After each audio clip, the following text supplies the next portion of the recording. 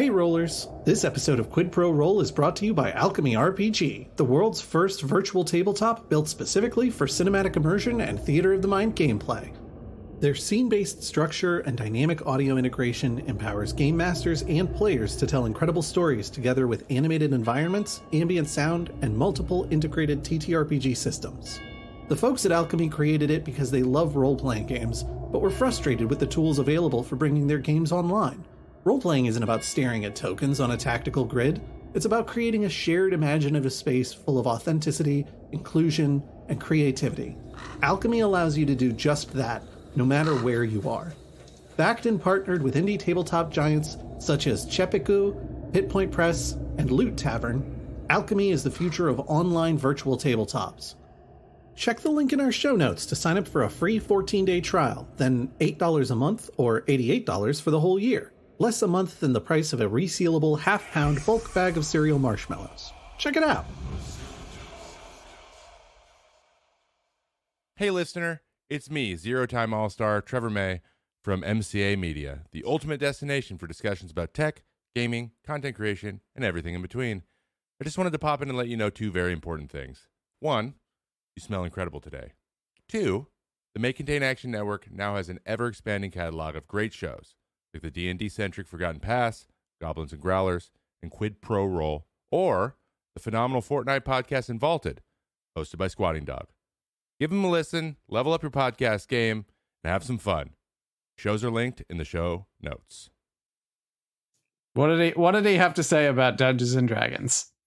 Have you ever thought that you could say that a man is a featherless biped? But then what's an Aarakocra? Featherful biped? Yes. A man.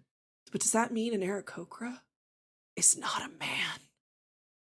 I'm gonna put this rock deeper away.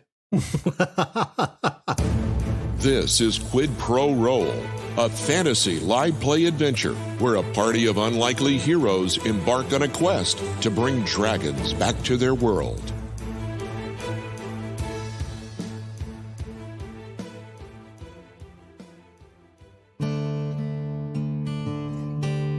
Well, howdy, listener. Welcome to the Daily Crier Listening Show, where all the news and variant and beyond can make its way right to you. Now, last we saw the party, they stepped through a dark portal and arrived on, well, some other floor or room in this tower. Johannes quickly made himself at home, using the chemistry equipment to craft up a lovely little foot scrub with some help of the party. Eventually, they all find their way into a magical astronomy room, and Solinar summons Astrid to help them discern some of the arcane meanings of the devices.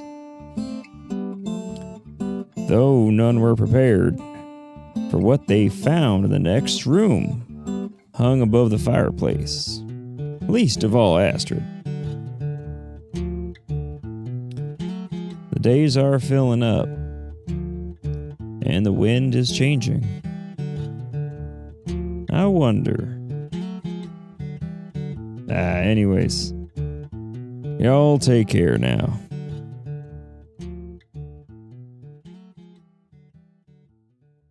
So on the last episode, you guys screwed around a little bit with an astrolab And found out. an interesting chemical lab, which is very different from the specimen lab that you found earlier in the tower. Now, you found yourself in a large hall. The three most notable things are a desk, a sword, and a portrait of Astrid. Is Astrid still out? Yes. Solinar's gonna, sidestep the door and be like, "Hey, Astrid? Yes. You got a fan club or something?" Not to my knowledge. I mean, it looks like that to me. Look, man, I'm not entirely certain how you are expecting me to have more knowledge about this than you. I don't know where we are, and to be perfectly honest, I'm kind of creeped out. What about that sword on the wall? Is that familiar to you at all? Yeah, that was mine. Bump, bump, bump. No, we are not ending the episode after 2 minutes. It's a good episode, y'all. Great work. Question on the floor, Mr. Chairman. Brandon Dingus, Henrico County. How long does the sort of naked spell charge that Solinar put into the sword last? Is it just supposed to last for like the duration of like an average level 1 spell, or what's our timer looking like on that? So basically, the way that if I am understanding what Josh was trying to do correctly, Josh was trying to raise the magical level of the area enough that Astrid could manifest correctly. Right. If he just did that in a vacuum, then Astrid would probably be able to manifest for about 5 minutes. Because you are in the tower and Solinar's spell is just supplementing it, you probably have a significantly longer span of time. Okay. I wondered if she was just going to be talking and then all of a sudden she's like, oh yes, I've seen that sword before. Blink. I mean, that so the problem is that sounds absolutely like something I would do. However, it is very cinematic and it's very funny, but I know that Josh would just pop another spell, like level 1 spell slot. So make him manage his spell economy. Don't let him out of this. I'm not letting him out of it, but because the normal level would last about 5 minutes, you have the spell tower, so it's significantly stronger. Not only does Varian have actual economic inflation, but now it's got spellular inflation as well. Well, again, it's because you're in this tower, which has a lot of resonant magic already. You probably have about 15-20 minutes. Okay. Yeah, we've got great magical signal. We're literally inside a spell tower. All right, that was funny. Why, did you have a question you wanted to ask Brandon Dingus, representative of Henrico? No, I just wanted to get some clarity on what our timeline was looking like on that. Yeah, you've probably got like 15-20 minutes all told. All right. I'm watching time.is. Johannes walks up to the rapier mounted on the wall, and he grabs it, and he brings it over to Astrid and gives it to her. You're going to hand it to her, and it is going to fall through her spectral hand. Oh, sorry, you dropped this. He picks it up and he hands it to her. She's going to reach out to take it again, and it will fall through her spectral hand. Oh my god, you got a little too much time next to that astrolube. Here you go. Jesus Christ. Johannes, this is very lovely of you, but I cannot hold it. I am kind of curious, and Solinar reaches for the rapier. Is Johannes just gonna let Solinar have it? Yeah, but Johannes is also going to put his hands underneath your hands in case the rapier falls right through. Oh, fair. Solinar's gonna take the rapier and he's going to move the gem pommel of attention close to the pommel of Astrid's rapier. Ooh, is it like a magnet? Well, like kind of the thought there is if it's something that Astrid herself was bound to in life, then maybe it's something that would be a better home for her in afterlife. That is an incredibly sweet thought, and I love that immensely. However, the stone is completely fused into attention. Well, Astrid, I can't move you to your sword, at least not with my magical ability. So, this being your sword, although whoever this demon lich person is, presumably they have some attachment to it and maybe you? Hey, wasn't there a guy that put you in this stone in the first place? Was he a tiefling? I feel like he was a tiefling. Oh my god, was his name Mr. Wizard? If you recall, I was dead when this happened. You are the one who saw me being put into the rock. You remember who was in the room with you when you died, I bet. Well, it was a lot of guys, and also Bernard. Wasn't Bernard a tiefling? He was. Well, I guess you could argue still is. Do you change your species when you die?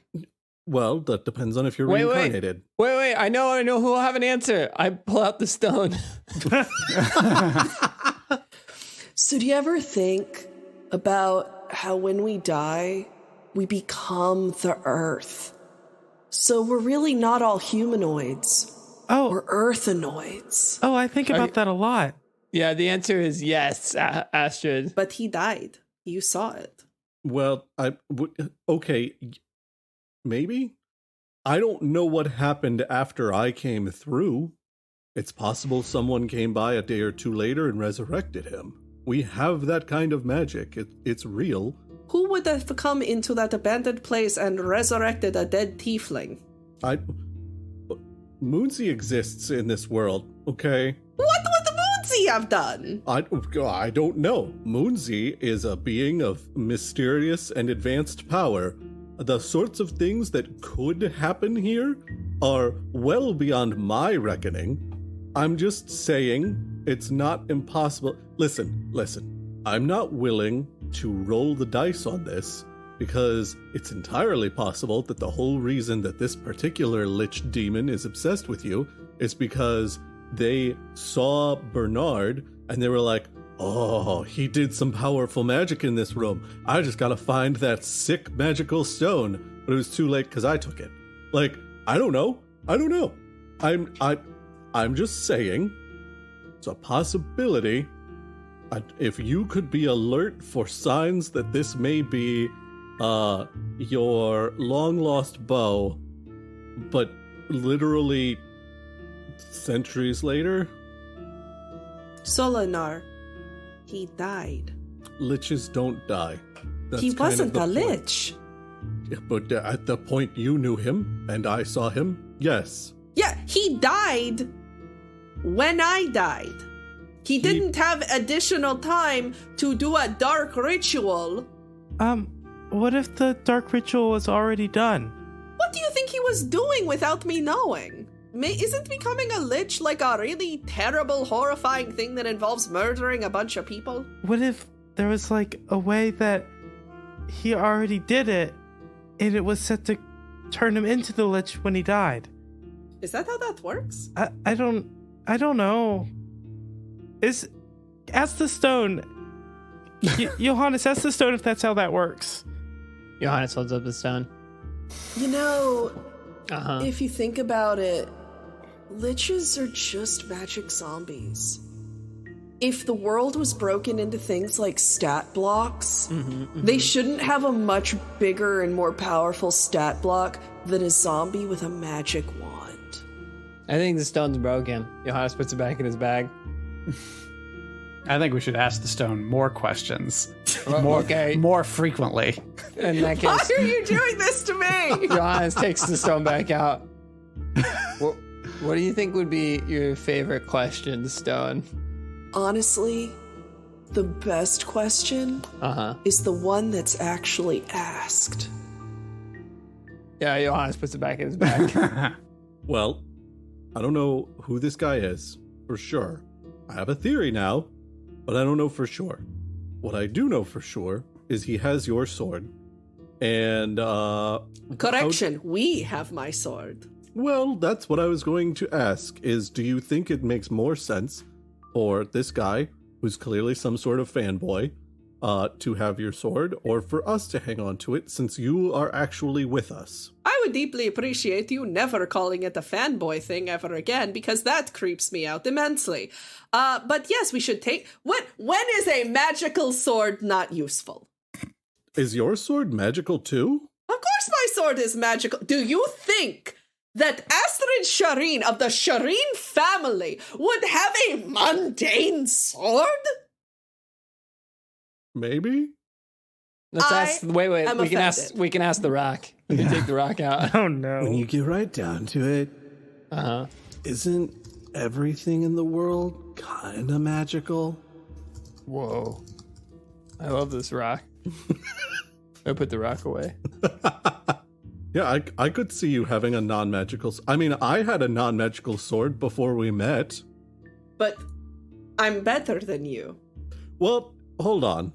One of us is still adventuring and is not not going to have a completely split party when Emberlyn makes a move. And the reason that you're not is because we showed you what that would have been, so... I would... Okay, sure. Look, are you really going to be here and twist the magic knife into my cold, dead heart? I can't help but feel like you started it. But you are correct. This is unfair and unkind, and I will stop. Thank you. So, we will hang on to your sword. I'm not gonna use your sword instead of using attention. Although, if I could learn how to hold two swords... Oh... Imagine. Okay, I'm done imagining. What else are we gonna do in here? Johannes walks up to the carpet. So the carpet is plush beneath your feet and appears of some kind of ocean var make. You're able to feel as you stand over it, there's something underneath it. I lift the carpet just for a brief moment, and then I put it back down, and then I lift it up again, and then I put it back down again. And then so every time that you see it, you lift it and you look under, you see that there is a trap door. And then I put it back down.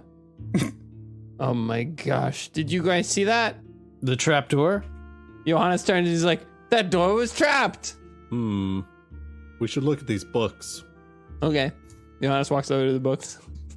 So the books that you see are mostly journals. Some of them written in Infernal, some of them written in Common.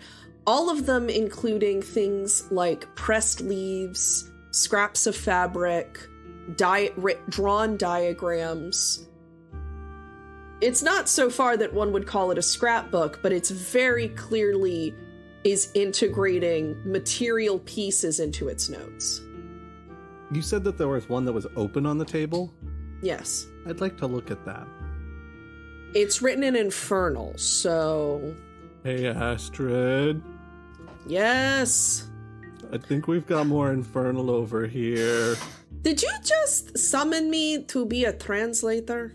No, I summoned you for your magical intellect and assistance. And then you said that necromancers aren't wizards because you're a warlock. But the fact that you can read Infernal is really helpful. All right. Butter me up all you want. All right. Are you trying to get me to read the private diary of the creepy stalker man? Just the one that's open on the table. Also, it might tell us whether or not he's a creepy stalker man or someone from your past. You know, who might turn themselves into a lich. She's going to lift up the diary. She's going to lift up the journal and read. So it appears that Eek has instead gone to the side of Emberlyn, losing the silver flame as an asset to the party. I am not sure what this is going to mean for the rectifying of what was lost. Pardon? Come again? I read the thing. Do you know anything about a silver flame? I knew someone who called themselves the Silver Flame. It was supposed to be a very powerful, like, magic-y arcane thing that, like, a chosen person was. That seems irrelevant to what's going on here. Had you all... Who did you know who called themselves the Silver Flame? It was Bernard, but I imagine the Silver Flame became someone else when he died. Had you all mentioned the name Eek Takosa? Takosa. Yeah, I think You've we've been talked traveling about... with us for forever. We haven't talked about Eek in that whole time. We don't talk about Eek. We don't talk about Eek. Oh, that name. Wasn't there your previous traveling companion? Yeah, you know, the person who we've talked about many times. With you, present. Yeah, a kobold wizard who said he was trained by a mysterious figure. I don't know that we got a lot of details on Eek's mentor, but I'm feeling pretty confident that this is one and the same Eek, which means Eek is actually a very important magical figure and is currently working for chromatic priests. There's something in here about the sealing away of the goddess of evil dragons. Is that relevant to you guys? Because I think it is relevant. Probably not. Yeah, Astrid, that would have been relevant to you. How would that not be relevant to us? Well, because we succeeded in that part. What do you mean you succeeded in that part? Look, I was not able to figure out everything that Umberlin was doing, but one of the things that she was doing was something really weird about the goddess of evil dragons. And we did some things to sort of seal that dragon away so that she couldn't do that. And we succeeded in that part. We just failed at the other parts. But some of it was tied into, apparently, the power of the silver flame. So, Eek could undo what you all did. That is increasingly seeming like a possibility, yes. A distinctly troubling possibility. I mean, do you guys not have an ability to talk to Eek and maybe calm him down? Yeah, let me see if I can just... No, I don't... How would I reach Eek? He's with Emberlin. They're with Emberlin. I was with Emberlin. I stopped doing that. Maybe you can call him on the Eek phone. Yeah. Pardon? Maybe the stone knows how to get a hold of him. Oh, let me ask. How do I get a hold of somebody who I haven't talked to in a long time? If you choose not to decide, you still have made a choice. We're gonna make a choice here, team. On one hand, we continue to move forward through this bastion of teleporting stone and magic and weirdly colored plants. On the other hand, we take a seat right here, and then we nap, and then we wake up, and then we say, we could turn back. Well, as much as I think that this demon lich person might actually be a friend in the long run, I don't want to chance that by sleeping on the floor in their journal room. Yeah. Well, It'd be pretty awkward if they found their lifelong crush sleeping on the floor in their journal room, bound eternally to a sword being wielded by somebody who uses it for war. we could always go back. Should we go back to the waiting room, or should we look around more here? We can always just take this trap door. Yeah, let's take the trapdoor. I think we should absolutely take the trapdoor. I do have an idea, and Solinar wants to find the oldest of the journals in the room, if not on the table. It's going to be at the very bottom of the tower of books. I mean, I'll roll to move books. Jenga. All right, Jenga. roll to Jenga. What am I rolling to Jenga? Can we make this? Sleight of hand, I guess. Hell yeah! What's the rule set? It's a 17. If it falls, you die. Is that the rule set? If it falls on me, and I risk dying. You take bludgeoning damage for sure. If it's sleight of hand, then I just got a 17. All right, you're able to pull it from the bottom of the stack. It's like the magician's trick where you pull the tablecloth from the table without disturbing any of the glasses. Solinar just like grabs both sides of the book and then just whoop, and the whole stack just there's like a cloud of dust rises from that space around the table, and so it's like okay. And then he opens the book. Is it in common or is it infernal? It's an infernal. As he's doing that, what are you guys doing? Watching. I'm very interested in the trapdoor. Roll investigation for me. That's an 18 there. There's nothing trapped or locked or anything interesting about it like that.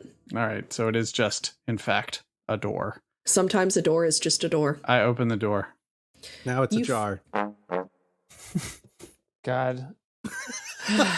Hey, we weren't asking the stone that time.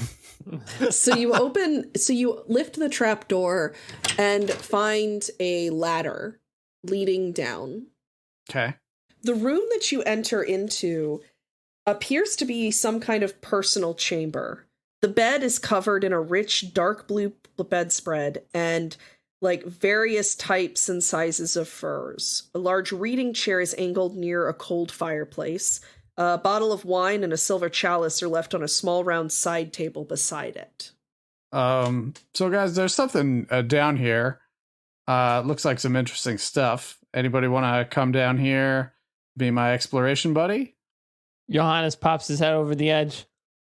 Well, if you need a sidekick, it might as well be your lieutenant assistant to the guard captain. All right, go down there and you can report back. And I jump down. All right, Johannes, what are you looking for, bud? Well, I get down into the room. There's a side table with wine and a bed. Mm-hmm. Is there anything else in here of note? Not immensely, though you do find a small silver box of bonbons. Just looks at him. He's like, "No, I'm on a diet." And he starts walking over, and he's looking around. Is there anywhere where these the wine is it just a bottle, or did it come from like a little cellar? It looks like there's a small wine rack in the corner. Mm-hmm. And when I say small, it's probably about 4 feet high all told, but Whoa. comparatively small to some of the other furniture in here. Size of me. I could take this wine rack. You fight it. You know, fight this wine rack. Johannes is like looking around. He's looking around. He goes over and he checks underneath the bed. You see dust and like a single slipper. Oh. Johannes grabs that slipper. It's a blue velvet slipper with some kind of red gem that's been sewn into the embroidery.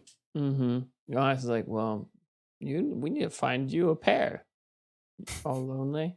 And then Johannes goes and he climbs back up and he's like, takes the slipper and he salutes that boat and he goes, "Boat, I've located one step forward, but we need to find the other one or we risk 2 steps back." Okay. You take the lead on it? Was that all that was down there? Oh, there was other things. Bed, wine in the corner. There's a little silver box of bonbons, but I'm on a diet. That's about it. Unless he keeps a knife under the pillow like Solinar does. It's possible. Always possible. All right, well, come on up. It is around this point that Astrid is going to probably start fading a little bit. I just thought of something. Cuz is gonna stick his head into the trapdoor. Hello? I'll be right there. Okay. What the hell are you doing? Okay. Okay. You said Astrid's starting to fade. Mm-hmm. I'm gonna push another first level spell slot. Okay. Johannes goes underneath the bed. There's a bed up here too, right? No. Just a desk, a rug, and the portrait. Looked under the rug. I've looked over the portrait, but I haven't looked under the desk. I look under the desk. Cuz is gonna stick his head back into the trapdoor. Do you mind if we poke around while we wait? Oh, I do. That's why I've activated security. Oh, crap. Oh, well, we just okay. I really do wish you hadn't poked around in my things. Can we talk about this first? If you survive, sure. You have about 5 minutes. That's not first. Hey, Astrid, does this voice sound familiar to you? That is less important than that. She's going to point, and you feel the ground start to shake a little as this enormous clockwork golem climbs into the room. Oh my god, the other slipper's stuck to it. Weirdly enough, it is. It's stuck in a slot that appears to say password in common. Slipper? Shockingly, that doesn't work. Well, I feel lied to. Johannes grabs the shield and his other shield off his back, and he goes, "You can't get away, slipper thief. We know it's you. You've been caught red-footed." All right, everybody roll for initiative. All right, the order is going to go Boat, Koza, the Golem, Johannes, and Solinar. All right, let's call this Great Axe Attack. What kind of damage does that axe do? Slashy damage. Yeah, the painful kind. Slashing? Yeah. Is your axe in any way enchanted or magical or silver or adamantine or anything fancy? I didn't get its papers when I bought it, so it's entirely possible that I've found some hidden gem here. What?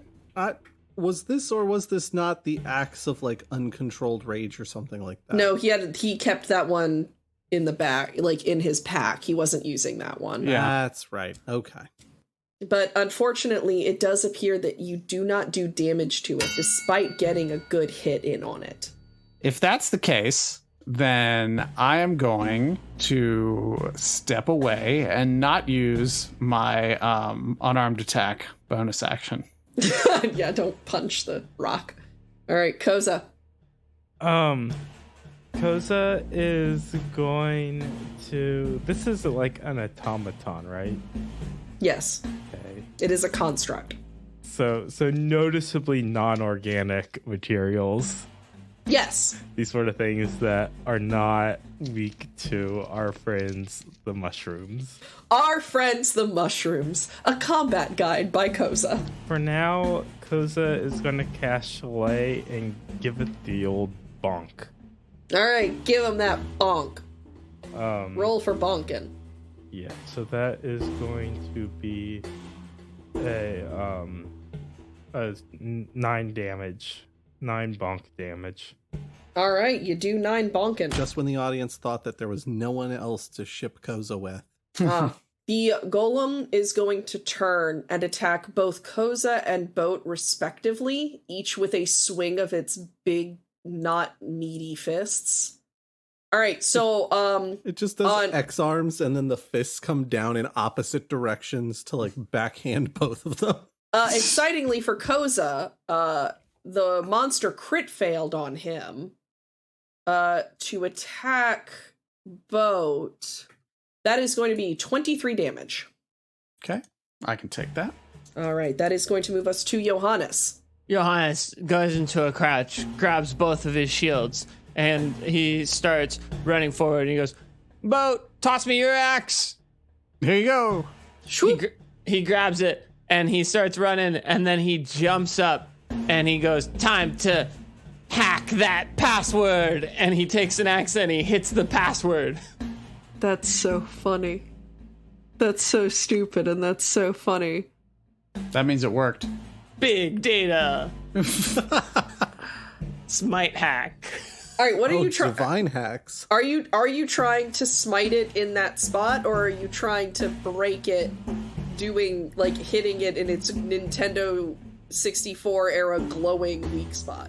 You're talking about Shadow of Colossus situation? Yes. Okay. My goal is to hit the password, the little password slot, and see if it like pops out or something, or maybe it does the extra damage. I just really wanted to hit the password with an axe and say, I'm gonna hack this. Perfect. Yeah. What's an axe do? Damage. Yeah, but Is it 1d12? 1d10? Yeah, it's 1d12. Unless you're making the axe magical, the only real damage is going to be your smite. okay. No, I have no ability to make this axe magical. All I have ability to do is hack this password. 1. Are you serious? Yeah, I rolled a d8 and I got a 1. The soft underbelly of Of the mechanical monster. That is so sad. Take that, robot.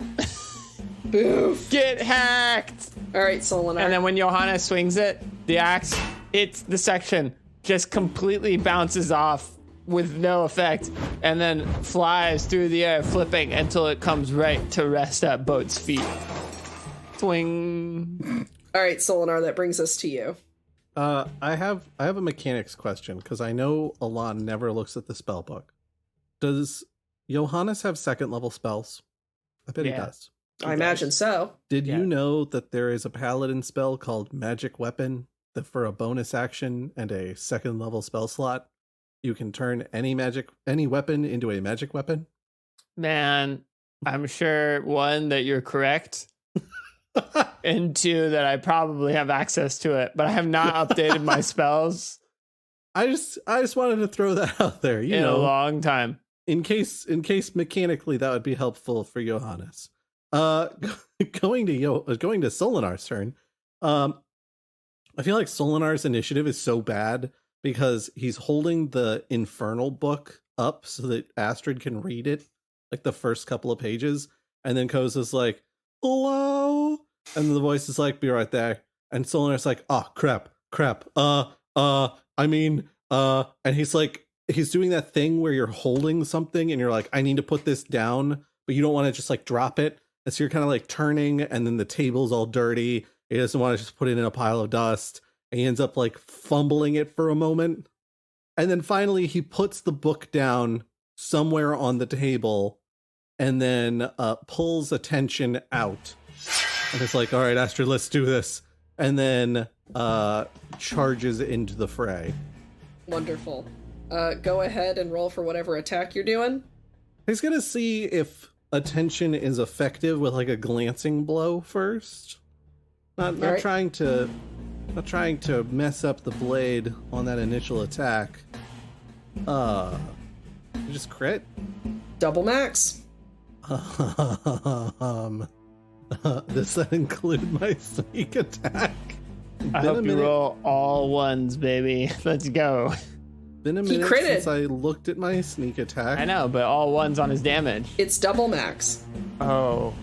Well, maybe you should roll all 1s anyway. Alex is full of madness. So that's 24 plus 16 plus 16. 32 plus 24 is 56. Plus 10 is 66 damage. Good God. This is why double max is crazy talk.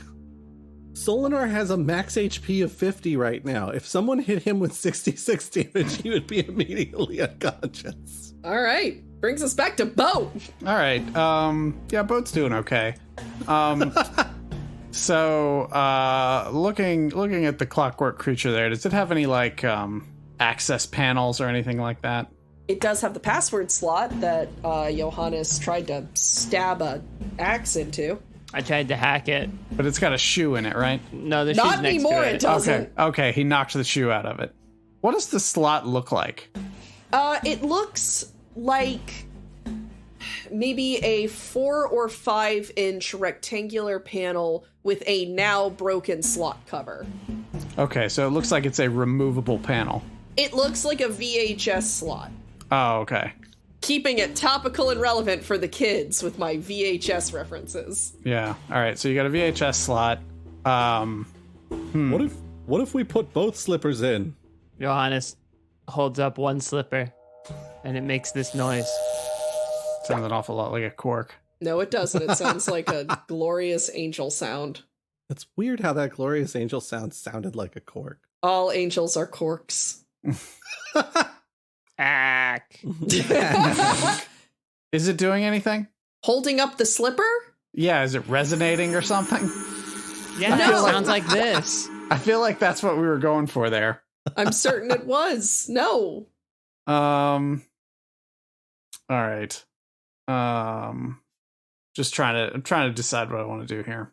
Because I thought about if it had like an access point, like casting knock on it or something to open it up so we could get at the thing's guts and maybe like throw a stick in there to jam up some of its cogs.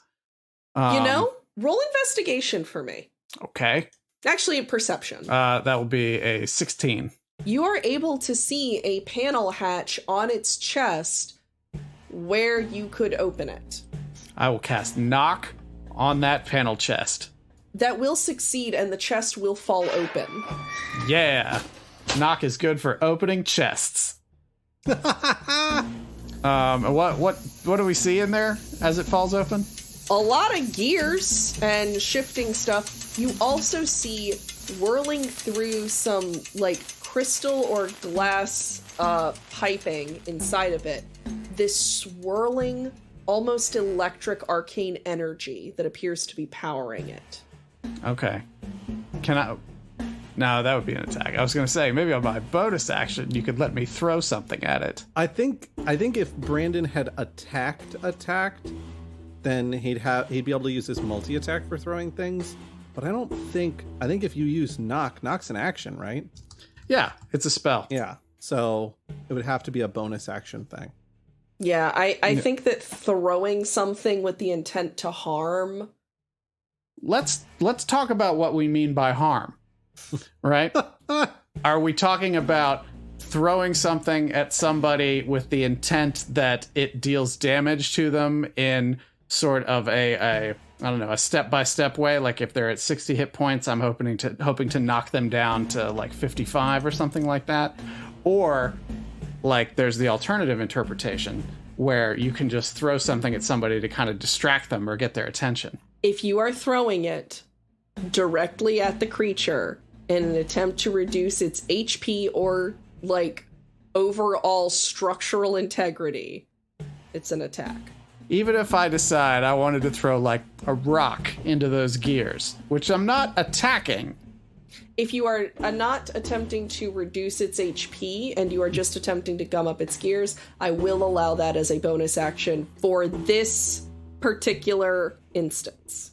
Now I'll decide. Listeners, I want you to understand that Brandon is legitimately stroking his beard pensively in a way that I've never seen someone do in a real way.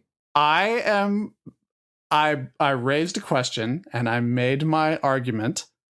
I would like to throw into the gears of the machine a bridle that I have in the hopes that... Like a horse bridle? Yeah.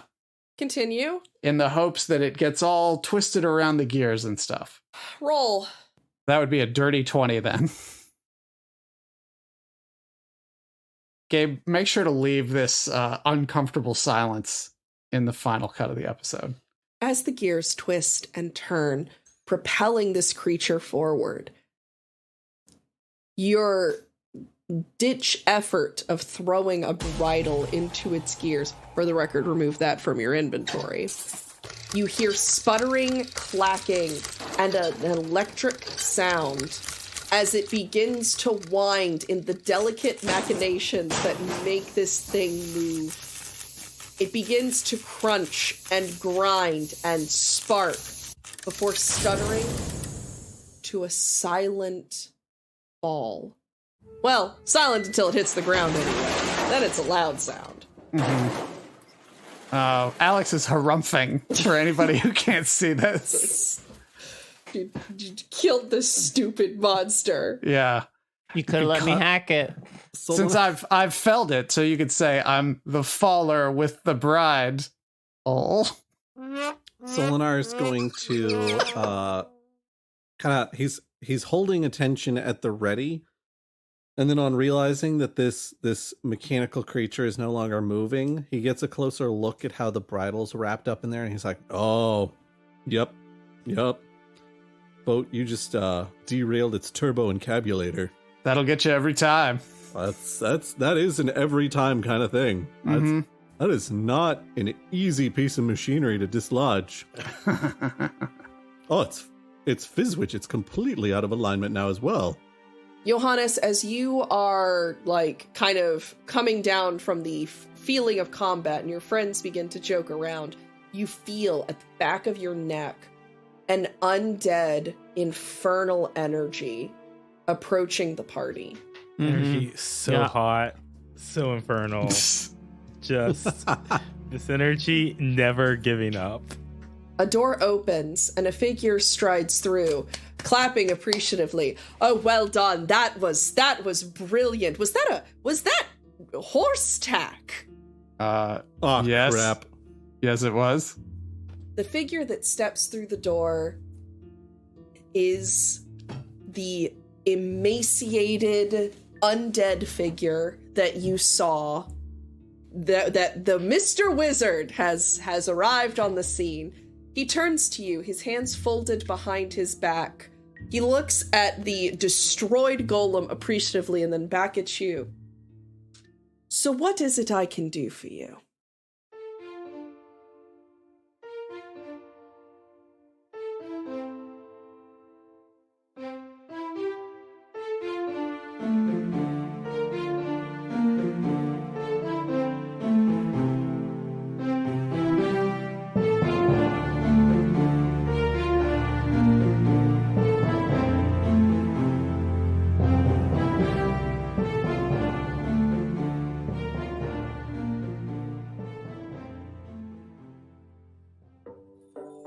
Ding dong, bing bong.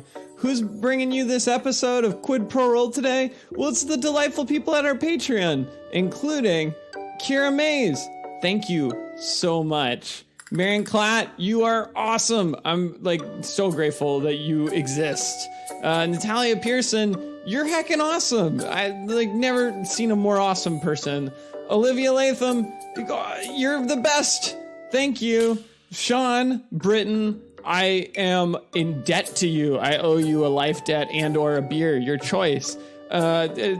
Sith Lord Dippy, man, I couldn't have dippied without you, and I'm really thankful. Wolf Daddy 72, I'm so happy you're here. Thank you, Daddy. And yes, Mountain. Yes, Mountain. These are awesome. You guys are great. Thank you for making Quid Pro Roll possible. I'm so grateful. So, thank you from me. I'm Alon, and I'm thanking you on the post roll, making it too long, and Gabe is gonna be mad at me. But I love you so much, I couldn't do it without you. Ooh. Thank you. Bonk, bonk, Johannes bonk. hands him 2 slippers in post reel.